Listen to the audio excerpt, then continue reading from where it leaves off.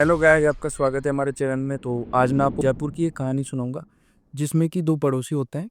एक का नाम विजय होता है और एक का नाम अक्षय होता है। विजय और अक्षय होते हैं, इनकी वाइफ के बीच में झगड़े होते रहते हैं, जैसे नॉर्मल पड़ोसियों के बीच में झगड़े हुआ करते हैं। तो जो विजय और विजय की वाइफ थी वो अक्षय और अक्षय के परिवार से काफ़ी जला करती थी, क्योंकि वो काफ़ी रिच और सक्सेसफुल हुआ करते थे। तो वो कई बार आपसी रंजिश में उनके बीच में कार पार्किंग को लेके और बहुत सारी वजह से उनके बीच में झगड़े हुआ करते थे। जैसे कि जो अक्षय था उसके बच्चे कुत्ते को बाहर घुमाने लेके जाया करते थे, तो जो विजय की वाइफ है वो उनको टोका करती थी कि हमारे घर के पास से मत लेके जाओ, क्योंकि वो पॉटी कर दिया करता था उनका कुत्ता। तो इस वजह से भी उनके बीच में कई बार झगड़े हुआ करते थे। तो जो विजय और विजय की वाइफ थी वो थोड़ा तंत्र विद्या में जानते थे। उनका कॉन्टेक्ट जो था वो तांत्रिक से था। तो वो कई बार तंत्र विद्या करवाने की उन्होंने कोशिश की अक्षय पे, लेकिन वो नहीं करवा पाए, क्योंकि तंत्र विद्या करवाने के लिए जिस भी इंसान पर आपको तंत्र विद्या करवानी है उसका कुछ ना कुछ, या तो बॉडी पार्ट या फिर उसका कुछ कपड़े या कुछ ना कुछ उसकी चीज चाहिए होती है, जैसे कि बाल, कपड़े, अंडरगारमेंट्स, कुछ भी। तो जो विजय था उसने कई बार ट्राई किया, बट वो कभी अपने मकसद में कामयाब नहीं। तो एक बार क्या हुआ, अक्षय की बेटी जिसका नाम की रिया था वो एसएससी की तैयारी किया करती थी। तो उसका एसएससी का एग्ज़ाम था अजमेर में, और ये बात जी को पता थी कि ये एसएससी की तैयारी कर रही है और एसएससी का एग्ज़ाम देने जाएगी। तो उसका एग्ज़ाम सेंटर अजमेर आया था, तो वो रोडवेज बस से एग्ज़ाम सेंटर पर जाने वाली थी। तो जो विजय था वो उसको फॉलो कर रहा था, जैसे कि वो पहले भी उन सबको फॉलो किया करता था। तो उसने उस दिन भी उसको फॉलो किया और वो बस स्टैंड तक रिया के साथ साथ गया। बस स्टैंड पर पहुंचते ही उसने वहाँ पर जो भीख मांगने वाले और ये जो लेडीज़ वगैरह घूमती रहती है जो भीख मांगती है सब कुछ भी, तो उसने एक लेडी जो कि काफ़ी बूढ़ी थी उसको कहा, मैं आपको 500 रुपये दूंगा और आप है ना, आप उस लड़की का बाल तोड़ के मेरे लिए लाना, मैं आपको रोडवेज बस का किराया भी दूंगा और आपको एक्स्ट्रा 500 रुपये भी दूंगा। तो वो पैसे के लालच में मान गई। तो रिया जैसे ही रोडवेज बस में बैठ, वैसे ही वो बुढ़िया भी उस बस में चढ़ गई और जस्ट रिया की पीछे वाली सीट में बैठ गई।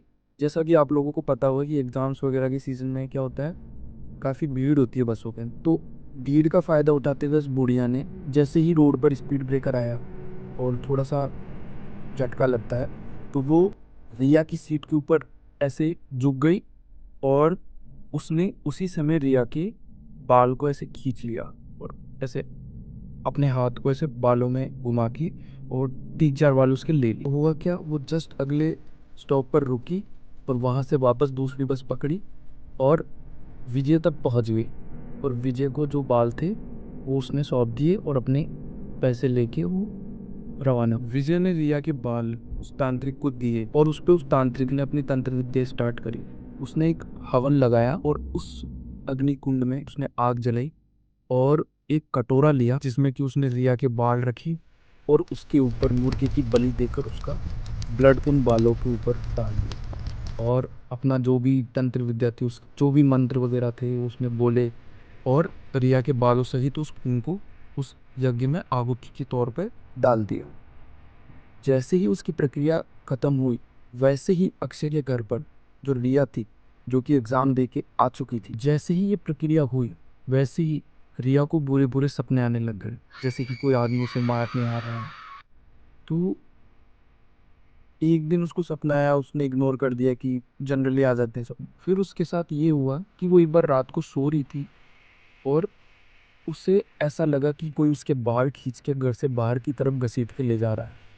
लेकिन जैसे ही उसकी नींद उड़ी, वो भी एक सपना था, लेकिन वो सपना इतना डरावना था, जो आदमी उसके बाल खींच कर लेके जा रहा था वो बहुत डरावना था।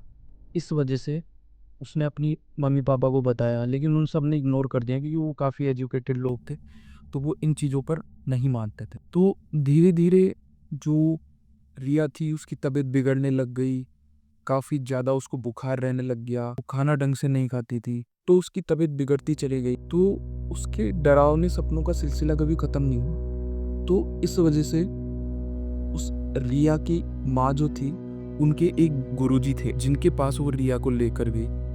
तो उन्होंने बताया कि गुरुजी ऐसे ऐसे रिया के साथ ये घटनाएं घट रही है। तो गुरुजी ने अपना हाथ रिया के सर पर रखा और अपना मंत्र उच्चारण स्टार्ट किया। थोड़ी देर मंत्र उच्चारण करने के बाद बाबा जी ने रिया की माँ को बताया कि इसके ऊपर मारण क्रिया की हुई। तो रिया की माँ के होश उड़ गए कि ऐसा कैसे हो गया, अब क्या करेंगे, वही सोचने लगी।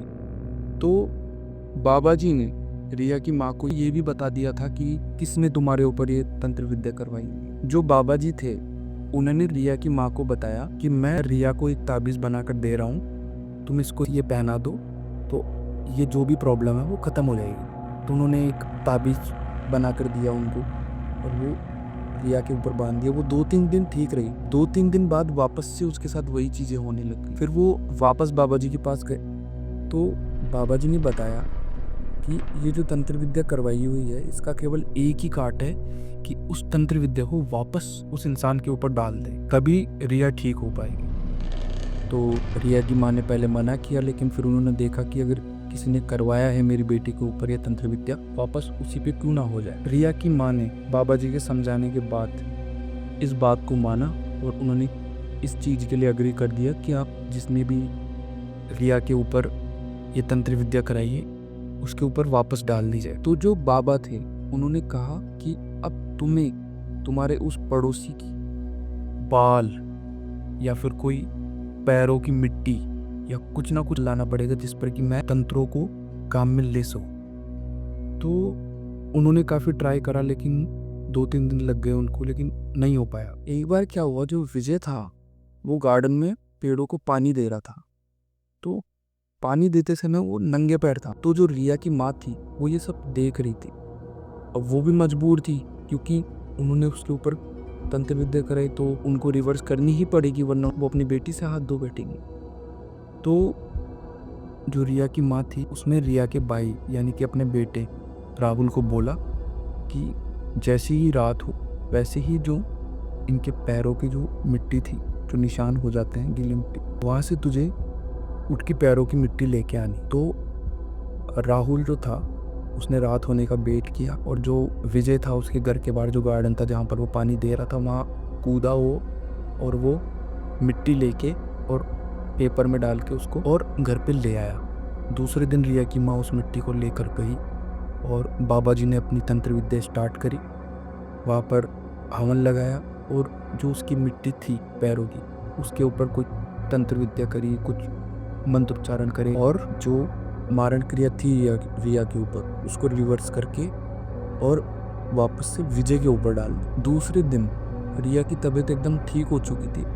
उसे ऐसा लग रहा था कि जैसे उसको कुछ हुआ ही नहीं। और जो विजय था उसकी तबीयत बिगड़ने लग गई। तो जैसे जैसे उसकी तबीयत ज़्यादा बिगड़ने लगी वो अपने तांत्रिक के पास गया और उसने पूछा बाबा से कि ये सब क्या हो रहा है। तो बाबा ने बताया कि तुमने जिनके ऊपर करवाया है उन्होंने वापस तुम्हारे ऊपर ये मारण क्रिया करवा दी है, अब इसमें आगे मैं कुछ भी नहीं कर सकता। और उस बाबा ने हाथ खड़े कर दिए क्योंकि जो रिया की मम्मी जिन बाबा को जानती थी, जो उनके गुरुजी थे, वो बहुत पहुंचे हुए गुरु थे और वो कोई भी गलत तंत्र विद्या नहीं किया करते थे, वो केवल अच्छे के लिए काम किया करते थे। तो इस कहानी में अंत यही है कि जो विजय था वो अपने पड़ोसियों पे तंत्र विद्या करवाकर उन्हें बर्बाद करना चाहता था।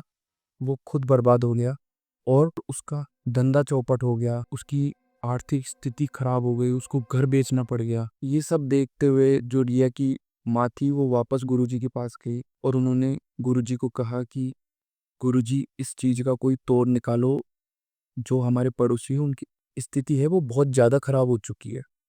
और जो रिया का परिवार था वो काफी अच्छा परिवार था। तो उन्होंने बाबा जी को बोला कि आप इन सब चीजों को ठीक करो। तो उन्होंने विजय के लिए अपने गुरुजी से हवन करवाया और जो क्रिया करवाई हुई थी उस पे उसको ठीक करवाया और जो विजय था उसकी स्थिति थोड़ी ठीक हुई, लेकिन उसको अपना मकान वहां से बेचना पड़ा था और उसको अपने किए की बहुत बड़ी कीमत चुकानी पड़ी थी।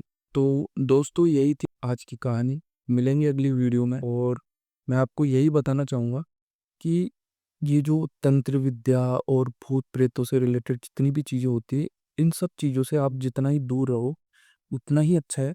क्योंकि आप किसी का बुरा करना चाहोगे तो रिवर्स होके आपका कैसे ना कैसे आपका बुरा होगा। ये तो उन गुरुजी ने ठीक है कि उसकी मारण क्रिया को रिवर्स कर दिया था, लेकिन अगर कोई ऐसा नहीं भी कर पाता है तो भी आपके ऊपर वो चीज़ें वापस आती है, क्योंकि कर्मा जो है वो सबको लपेटे में लेता है। तो धन्यवाद।